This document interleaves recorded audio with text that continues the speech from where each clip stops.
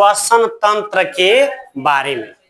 किसके बारे में पढ़ेंगे हम लोग? श्वसन तंत्र के बारे में जानेंगे। देखिए श्वसन तंत्र क्या है? अंगों का वैसा समूह, याद रखिएगा, अंगों का वैसा समूह जो श्वसन की क्रिया में सहायक होते हैं।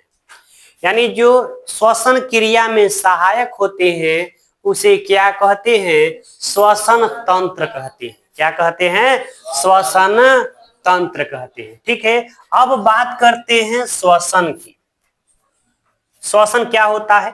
तो याद रखिएगा, श्वसन एक ऐसी प्रक्रिया है जिसमें ऑक्सीजन ग्रहण किया जाता है, जिसके फल स्वरूप जो है क्या होता है? ऑक्सीजन ग्लूकोज को तोड़ देता है और जल और कार्बन डाइऑक्साइड और साथ ही साथ जो है ऊर्जा मुक्त करता है। समझ गए? एक बात पता होगा आप लोग को, जैसे मान लीजिए कि हम लोग खाते हैं ना भोजन। मान लीजिए हम लोग खाए कार्बोहाइड्रेट। क्या खाए? कार्बोहाइड्रेट खाए। ठीक है, और जब इसका पाचन होता है, आप लोग को पढ़ाए थे, जब इसका पाचन होता है तो किसमें बदलता है? ग्लूकोज में बदलता है। क्या बदलता है? ग्लूकोज में। एक बात बताओ, तो सीधे डायरेक्ट जो है ग्लूकोज का यूज हमारे शरीर करेगा नहीं ना, उसे हमें क्या चाहिए? ऊर्जा चाहिए। तो ग्लूकोज में अगर ऑक्सीजन मिल जाएगा तो हमें क्या देगा? ऊर्जा देगा। क्या देगा? ऊर्जा देगा। कार्बन डाइऑक्साइड देगा और क्या देगा? जल देगा।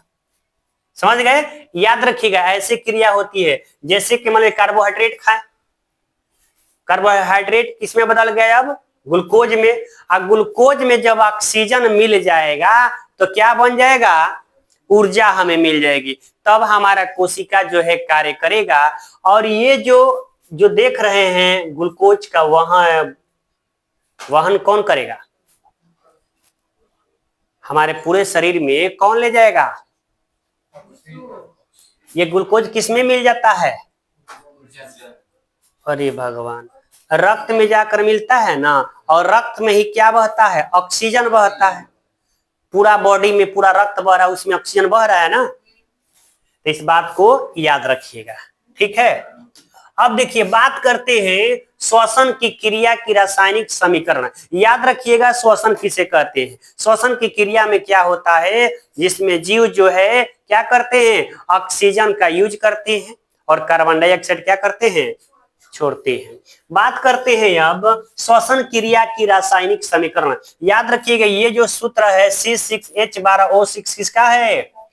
ग्लूकोज का है। किसका है? ग्लूकोज का है। और ऑक्सीजन के साथ मिल गया तो क्या बन गया? 6CO2 यानी कार्बन डाइऑक्साइड बन गया, जल बन गया और क्या बनेगा? ऊर्जा बन जाएगा।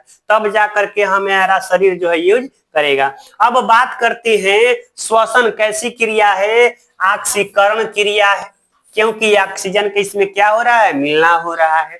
याद रखिएगा, जिसमें ऑक्सीजन का मिलना हो और कार्बन डाइऑक्साइड का हटना, उसे क्या कहते हैं? ऑक्सीकरण कहते हैं। तुम बहुत बात कर रहे हो, पढ़ने के लिए आते हो कि बात करने के लिए आते हो? यहाँ देखिएगा, याद रखिएगा, जो हमारे शरीर में गैसों का आदान प्रदान किसके द्वारा होता है?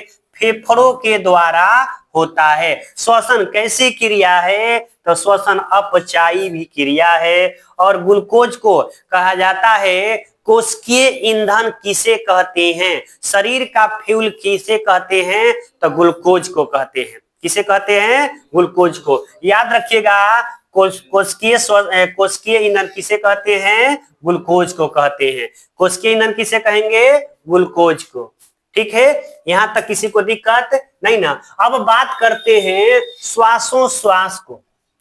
याद रखिएगा, श्वास को अंदर लेना और बाहर छोड़ने के सम्मिलित क्रिया को ही श्वासोश्वास कहते हैं। यानी अंदर लेंगे बाहर छोड़ेंगे, अंदर लेंगे बाहर छोड़ रहे हैं, तो इसी क्रिया को क्या कहते हैं? श्वासोश्वास कहते हैं। श्वास कितने प्रकार के होते हैं? दो प्रकार के, एक निश्वसन एक निःश्वसन। याद रखिएगा, एक निःश्वसन दूसरा निःश्वसन। यहां समझिएगा एक बात, निःश्वसन मतलब क्या होता है? जिसमें हम लोग ग्रहण करते हैं। निश्वसन में जिसमें हम लोग ग्रहण करते हैं और निश्वसन में जिसमें हम लोग छोड़ते हैं। समझ गए? तो बात करते हैं जब हमें लेने की बात होती है तो ऑक्सीजन जो है 21% लेते हैं, और लेकिन छोड़ने की बात होती है तो कितना ऑक्सीजन छोड़ते हैं? 17%। यानी यूज हो गया कितना परसेंट? 4% कम हो गया ना। 4% क्या हो गया? कम हो गया। अब बात करते हैं कार्बन डाइऑक्साइड 0.03% का जो है यूज करते हैं, लेकिन लेते हैं और छोड़ते हैं तो कितना परसेंट? 4.6% इतना कार्बन डाइऑक्साइड हम लोग क्या करते हैं? छोड़ते हैं। बात करते हैं नाइट्रोजन की, नाइट्रोजन 78% लेते हैं और छोड़ते भी हैं 78%। देखो हमारे शरीर के बॉडी के अंदर या हम लोग के वातावरण में नाइट्रोजन होना बहुत जरूरी है। नाइट्रोजन नहीं रहेगा तो क्या होगा? दुनिया समाप्त हो जाएगी। समझ गए? नाइट्रोजन नहीं रहेगा तो हर चीज पदार्थ घर्षण से क्या होने लगेगा? जलने लगेगा। समझ गए? अब बात करते हैं श्वासोश्वास के प्रकार। वही वाला है, एक उच्च श्वास होता है और दूसरा क्या है? प्रश्वास होता है। समझ गए ना? एक का नाम क्या है? उच्च श्वास, उच्च श्वास, दूसरा प्रश्वास। ठीक है? उच्च श्वास में क्या होता है? जब लेने की क्रिया यानी ऑक्सीजन इसमें क्या करते हैं? लेते हैं, और प्रश्वास में अब कार्बन डाइऑक्साइड क्या करेंगे? छोड़ेंगे। सीधी सी बात है, ऑक्सीजन लेते हैं और कार्बन डाइऑक्साइड क्या करते हैं? छोड़ते हैं। अब देखिए जब मान लीजिए ऑक्सीजन ले लीजिएगा तब फेफड़े का आयतन क्या होगा? बढ़ेगा। ऑक्सीजन लीजिएगा तो फेफड़ा का आयतन क्या होगा? बढ़ेगा। और कार्बन डाइऑक्साइड छोड़िएगा तो फेफड़ा का आयतन क्या होगा? याद रखिएगा, जब छोड़िएगा तो घट जाएगा और लेंगे तो बढ़ जाएगा। अब बात करते हैं डायफ्राम की। क्या होता है? डायफ्राम नीचे की ओर दब जाएगा। डायफ्राम कहां चला जाएगा? नीचे की ओर दब जाएगा। लेकिन जब प्रश्वास में क्या होता है? डायफ्राम ऊपर की ओर दबता है। प्रश्वास में ऊपर की ओर, उच्च श्वास में नीचे की ओर दबता है। पसलियों की बात किया जाए, पसलियां जो है बाहर की ओर खिसकती है। कैसे खिसकती है? बाहर की ओर। लेकिन इसमें क्या होती है? पसलियां अंदर की ओर आ जाती है। समझ गए? यहां तक किसी को दिक्कत नहीं ना? यहां तक किसी को दिक्कत है? नहीं ना? क्या दिक्कत है बोलिए? नहीं ना? देखिए अब बात करते हैं श्वसन अंग की बात करते हैं। किसकी बात करते हैं? श्वसन अंग के। यानी जो जीव है किसके द्वारा सांस लेते हैं। देखो जितने भी एक कोशिकीय जीव हैं, याद रखिएगा, जितने भी एक कोशिकीय जीव हैं वे श्वसन जो है विसरण विधि द्वारा पूरा करते हैं। क्योंकि मात्र जो है उनका शरीर एक कोशिका से ही मिलकर बना होता है। तो बताइए एक कोशिकीय जीव का नाम बताइए। जैसे अमीबा हो गया, पैरामीशियम हो गया, युगलिना हो गया। ये सब जीव जो है किसके द्वारा सांस लेते हैं? किस विधि द्वारा? विसरण द्वारा। समझ गए ना? इसमें कोई विशेष अंग नहीं होता है।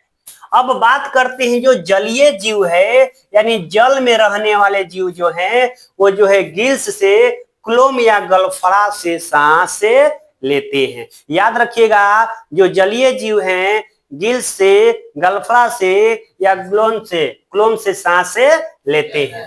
अब बात करते हैं कीट की। जितने भी कीट हैं, फतिंगा उतिंगा, उसमें क्या होता है? श्वास नली के द्वारा जो है वह सांस लेते हैं। जो टेडपोल होते हैं वह गिल्स से सांस लेते हैं। जो निष्क्रिय मेढक हैं वह त्वचा से सांस लेते हैं। यानी कहने का मतलब यह है कि जब मेढक मिट्टी के अंदर रहेगा, दबा हुआ देखते हैं ना मिट्टी के अंदर, जब बरसात के मौसम में पीला पीला निकलता है, जब अंदर रहता है तो उस समय किसे सांस लेता है?